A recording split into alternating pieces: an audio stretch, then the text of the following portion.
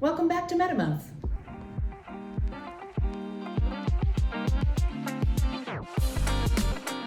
In terms of our MetaMonth progress, we have one submitted, so we got that investor report done and signed off, and now we are just about 36 hours away from our EcoVadis deadline. One thing to keep in mind when you're doing any part of this process is that they're always going to ask for evidence. So sometimes in the context of investor or company reporting, they might ask, let's see that policy, let's upload that. And so within our systems, that's a conditional question, that's mandatory documentation, and that's how it goes in. However, when using an external system, you also have to be pretty aware of what the judging criteria is going to look like and what those rubrics are.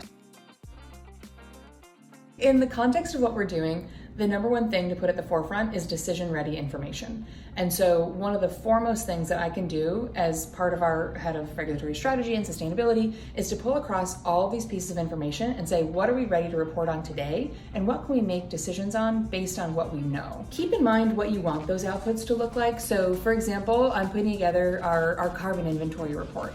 So we used Carbon Navigator. We went through that process with our teams internally. We gathered lots of information, lots of receipts, do a lot of spend-based things as well as activity-based and put that together.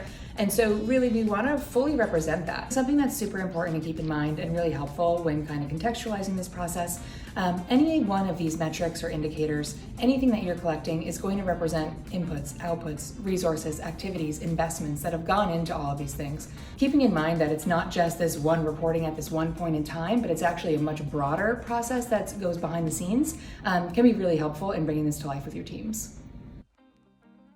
Across all four of the reporting needs that I have, there's a good amount of overlap, but there's also a lot that doesn't overlap. So what am I going to do with that information, and how do we keep that data alive year over year? How are we going to update that over time? How are we going to connect with other teams and processes and make sure that we have that one kind of centralized database of information? That's definitely top of mind for me. So I think when investors are asking you different things, or when something like EcoVadis or CDP could be asking different things, there's oftentimes value there of how could you leverage that. If it's data you're already collecting, could you bring it back into your own internal systems and kind of enrich those further?